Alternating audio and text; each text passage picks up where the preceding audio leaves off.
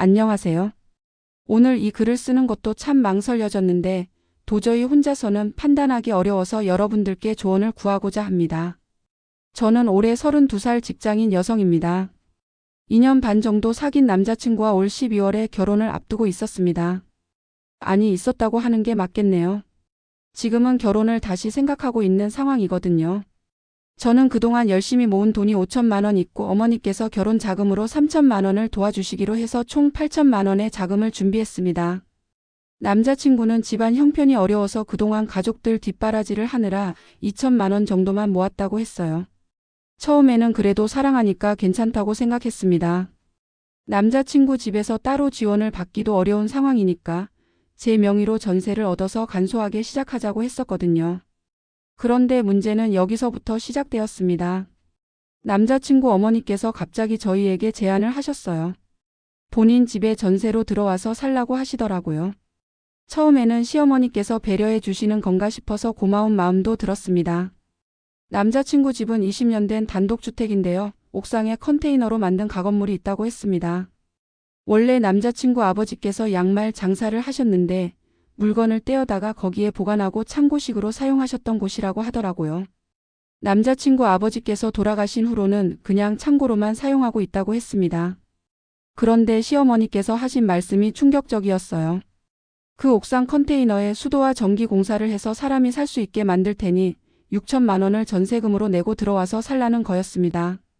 그리고 나머지 2천만 원으로는 혼수를 간소하게 준비하고 남은 돈으로는 예단을 하라고 하시더라고요.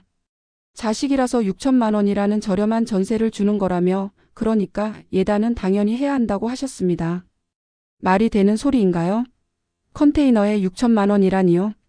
더 가관인 것은 그 다음이었습니다.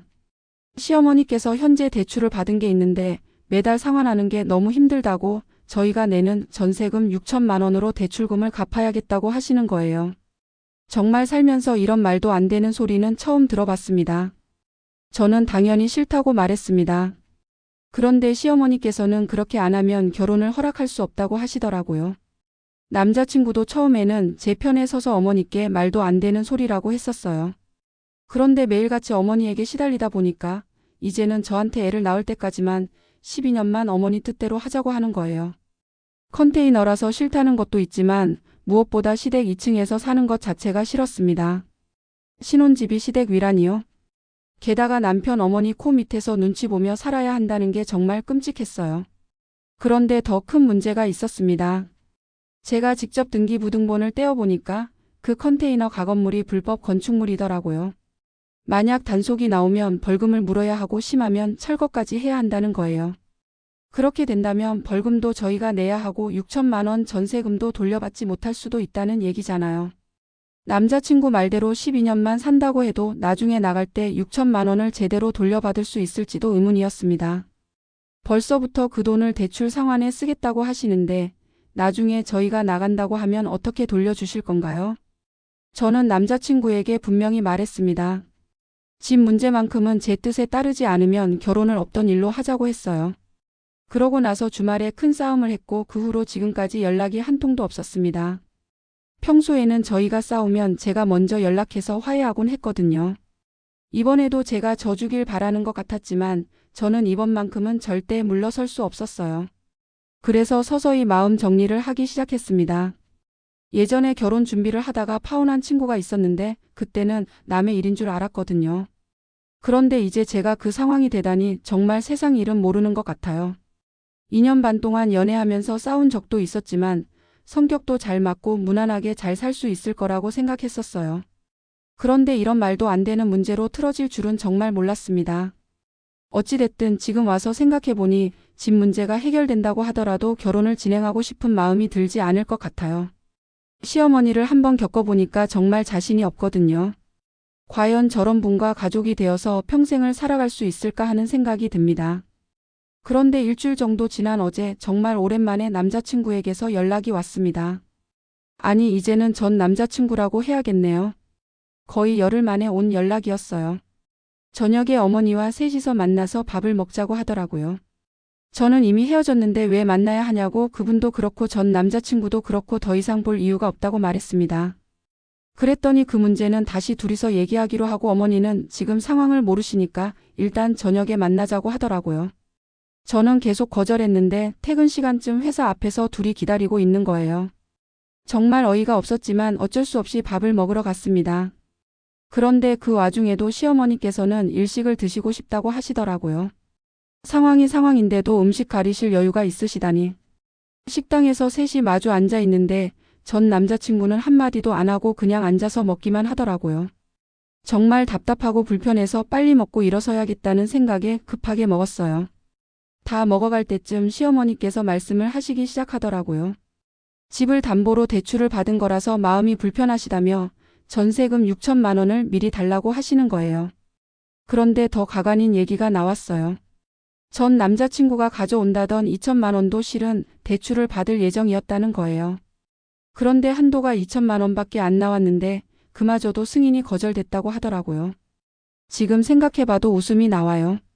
어쨌든 그렇게 됐으니까 원래 받기로 했던 예당과 예물은 다 생략하고 저희가 살 세간살이만 마련하고 공사비용만 부담하라고 선심 쓰듯이 말씀하시더라고요.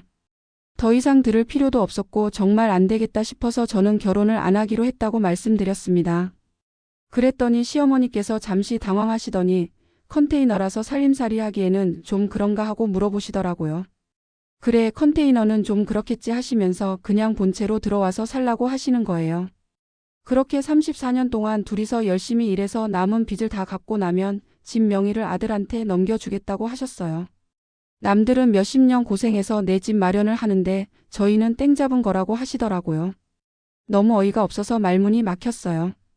그냥 실없이 웃고 있으니까 좋아서 그런 줄 알고 더 신나서 말씀하시더라고요. 세상에 자식을 위하는 건 부모뿐이라고 본인 덕분에 저희가 남들보다 훨씬 일찍 내 집을 마련하게 된다고 하시면서요. 이제 한 가족인데 제 돈이 시어머니 돈이라는 식으로 말씀하시는데 그 순간 정말 소름이 돋았어요. 그 외에도 여러 가지 말씀을 하셨는데 기억이 잘 안 나네요. 너무 황당해서 멍했거든요. 저는 이미 헤어지기로 했는데 전 남자친구한테 말씀 못 들으셨나 보다고 저희끼리 다 끝난 이야기고 오늘 이 자리에도 모르고 나오신 듯하니 앞으로 건강하시라고 하면서 일어서려고 했어요. 그랬더니 한마디도 안 하던 전 남자친구가 갑자기 저희끼리 다시 얘기하자고 하면서 왜 그러냐고 짜증을 내는 거예요. 정말 한심하다는 생각밖에 안 들었어요. 더 이상 볼 것도 들을 것도 없어서 제 밥값만 계산하고 집으로 돌아왔습니다. 그 이후로 전 남자친구가 카톡과 전화를 정말 많이 했는데 지금은 다 차단해 놓은 상태예요. 이제 와서 상황을 정리해 보니까 그 집에는 6천만 원 이상의 빚이 있는 것 같아요. 전 남자친구도 어머니와는 별개로 빚이 있는 것 같고요. 그래서 대출 한도도 안 나오고 승인도 안 나는 것 같아요. 그런데 대출 한도가 나왔는데 승인이 안 날 수도 있나요? 저는 그쪽으로는 잘 몰라서 잘 모르겠는데 전부 거짓말인 것 같다는 생각이 듭니다. 어쨌든 연애 초기에 전 남자친구가 어머니는 여행 다니시는 게 취미라고 했었거든요. 그래서 전 남자친구를 만나는 2년 반 동안 시어머니가 너무 자주 여행을 가셔서 정말 여행을 좋아하시나 보다 했었어요. 제가 아는 것만 해도 서유럽 일주부터 시작해서 일본 오키나와 홍콩, 사이판, 뉴질랜드까지 다녀오셨고요. 국내 여행은 제주도, 울릉도 등등 더 많이 다니셨어요. 전 남자친구도 겨울만 되면 거의 매주 주말마다 스노보드 타러 간다고 해서 얼굴 한 번 보기가 힘들었거든요. 그때는 취미 생활을 하시는구나 했는데 실상을 알고 보니까 모자가 쌍으로 한심하더라고요. 아버지가 돌아가시고 나서 대출을 받아서 생활한 듯한데 전 남자친구가 마이너스 통장을 쓰는 건 알고 있었어요.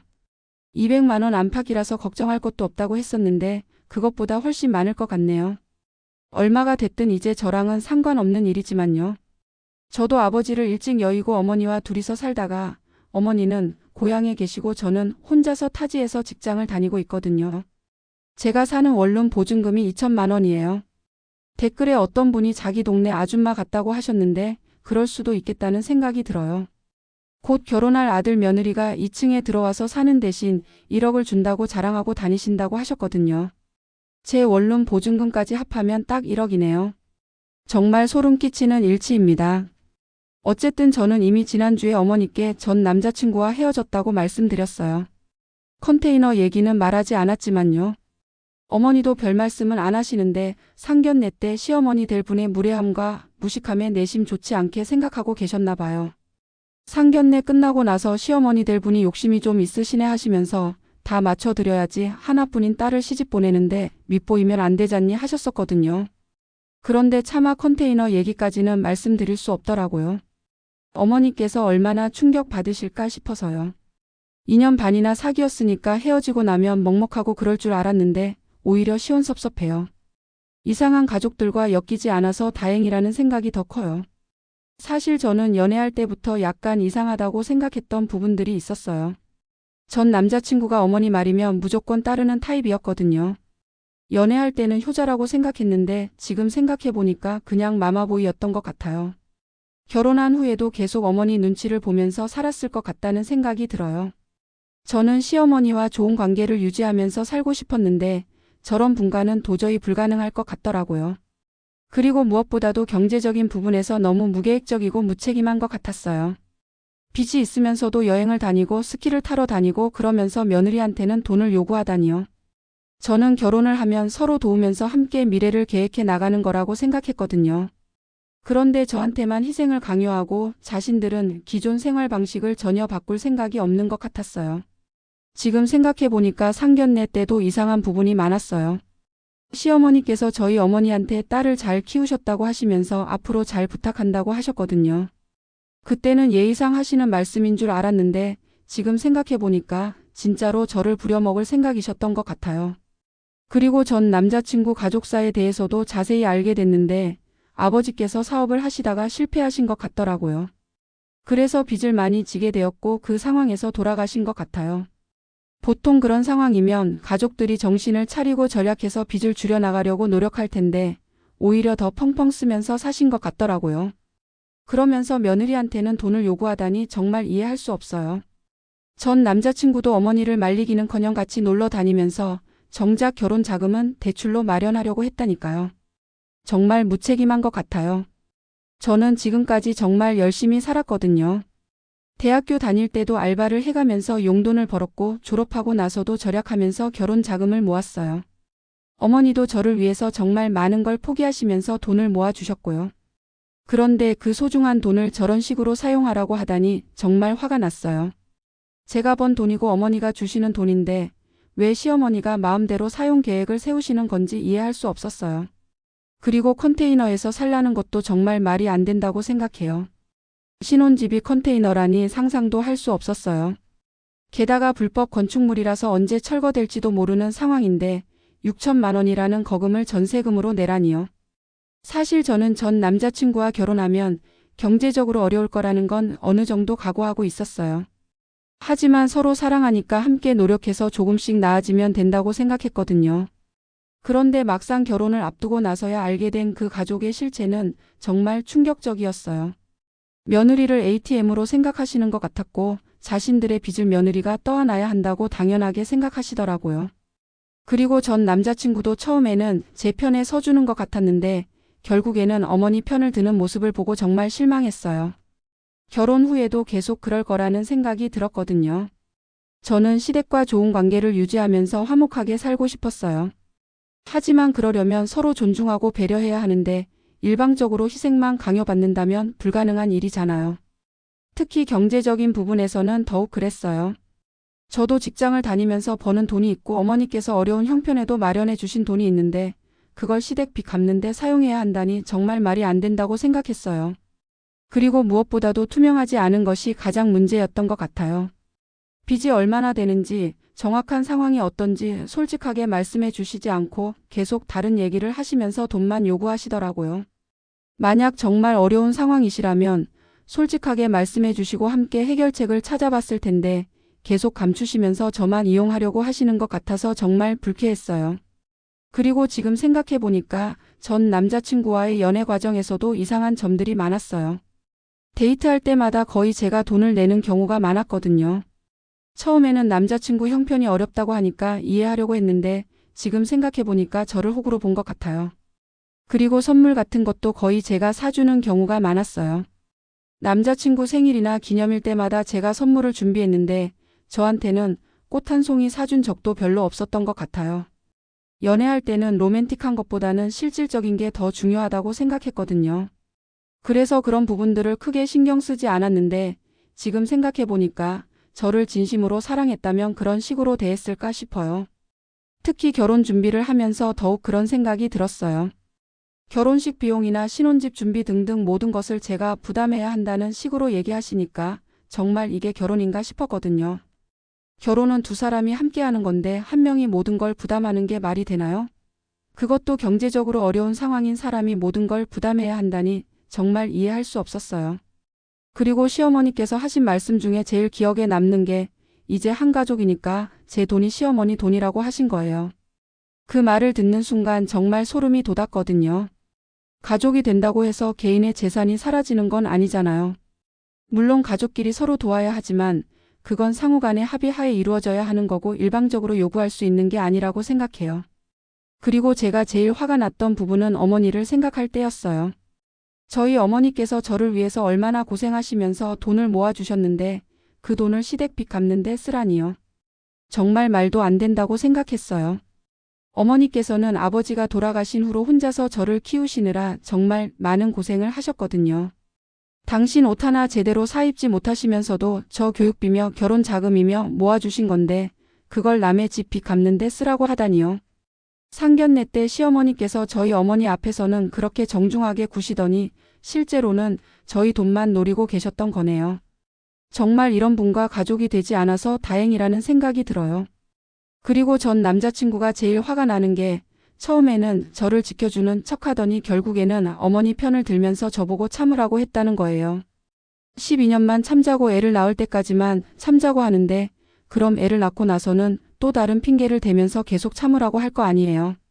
결혼이라는 게 그런 게 아니잖아요. 서로 지켜주고 보호해줘야 하는 건데 남편이 될 사람이 처음부터 저를 희생양으로 내놓다니 정말 실망스러웠어요. 그리고 마지막에 식당에서 만났을 때 한마디도 안 하고 앉아만 있더라고요.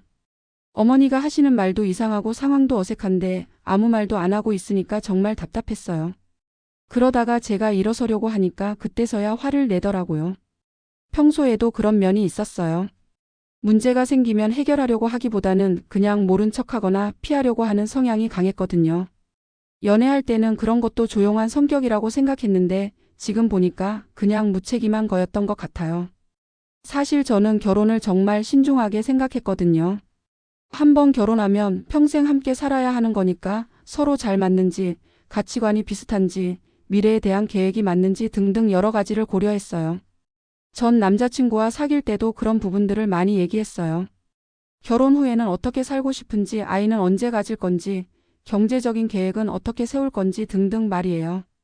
그때는 서로 생각이 비슷하다고 생각했는데 막상 실제 상황이 되어보니까 전혀 그렇지 않더라고요. 저는 독립적으로 살면서 서로 존중하며 지내고 싶었는데 전 남자친구는 어머니와 함께 살면서 어머니 뜻대로 살고 싶어 하는 것 같았어요. 그리고 경제적인 부분에서도 제가 생각했던 것과는 완전히 달랐어요. 저는 서로 번만큼 나누어서 부담하고 투명하게 가게를 꾸려나가고 싶었는데 전 남자친구네는 그냥 제 돈을 자기 집 빚 갚는 데 쓰려고 했거든요. 이런 상황에서 결혼을 강행한다면 분명히 나중에 더 큰 문제가 생길 것 같았어요. 특히 아이가 생기고 나서는 더욱 어려워질 것 같았거든요. 그때는 정말로 빼도 박도 못하는 상황이 될 테니까요. 그래서 지금이라도 정리하는 게 낫다고 생각했어요. 물론 2년 반이라는 시간이 아깝기도 하고 결혼 준비도 어느 정도 해놓은 상태라서 마음이 복잡하기도 해요. 하지만 잘못된 결혼을 해서 평생 고생하는 것보다는 지금 정리하는 게 서로에게 더 나을 것 같다는 생각이 들어요. 전 남자친구도 저와는 다른 타입의 여성을 만나는 게 더 맞을 것 같고요. 저는 경제적으로 독립적이고 자신의 의견을 확실하게 표현하는 편인데 전 남자친구는 그런 저를 부담스러워하는 것 같았어요. 특히 어머니 앞에서는 더욱 그랬고요. 지금은 정말 홀가분한 기분이에요. 물론 아직 완전히 정리된 건 아니지만 적어도 방향은 확실하게 정해진 것 같아서 마음이 편해요. 주변 사람들한테 얘기를 하니까 다들 잘했다고 하더라고요. 특히 제 직장 동료들은 그 가족과 엮이지 않은 게 정말 다행이라고 하면서 나중에 더 좋은 사람 만날 거라고 위로해 주었어요. 어머니께서도 처음에는 조금 걱정하셨지만 제 얘기를 자세히 들어보시고 나서는 잘한 일이라고 하셨어요. 딸이 고생할 바에야 차라리 혼자 사는 게 낫다고 하시면서 괜찮은 사람 만날 때까지 기다려도 된다고 하셨거든요. 사실 저도 결혼에 대한 부담감이 많았어요. 32살이라는 나이도 그렇고 주변에서 빨리 결혼하라는 얘기도 많이 들어서 조급한 마음이 있었거든요. 그런데 이번 일을 겪으면서 결혼은 정말 신중하게 해야 한다는 걸 깨달았어요. 나이나 주변의 시선 때문에 서둘러서 잘못된 선택을 했다면 평생 후회했을 것 같아요. 지금은 혼자만의 시간을 가지면서 저 자신을 돌아보고 있어요. 그동안 연애와 결혼 준비에 매달려서 제 자신에 대해 생각할 시간이 없었는데 이제야 여유가 생긴 것 같아요. 앞으로는 더 신중하게 그리고 제 기준을 확실히 하고 사람을 만날 생각이에요. 경제적인 부분도 중요하지만 무엇보다 서로 존중하고 배려할 수 있는 사람, 그리고 가족들도 상식적인 사람을 만나고 싶어요. 이런 일을 겪고 나니까 오히려 제 기준이 더 명확해진 것 같아요. 앞으로는 연애를 할 때도 이런 부분들을 더 꼼꼼히 살펴볼 거고 결혼을 결정할 때도 더 신중하게 판단할 것 같아요. 여러분들 생각에는 제가 잘한 건가요? 가끔 제가 너무 이기적이었나 하는 생각도 들거든요. 하지만 지금은 이 선택이 맞다는 확신이 들어요. 여러분들의 조언과 위로 부탁드립니다.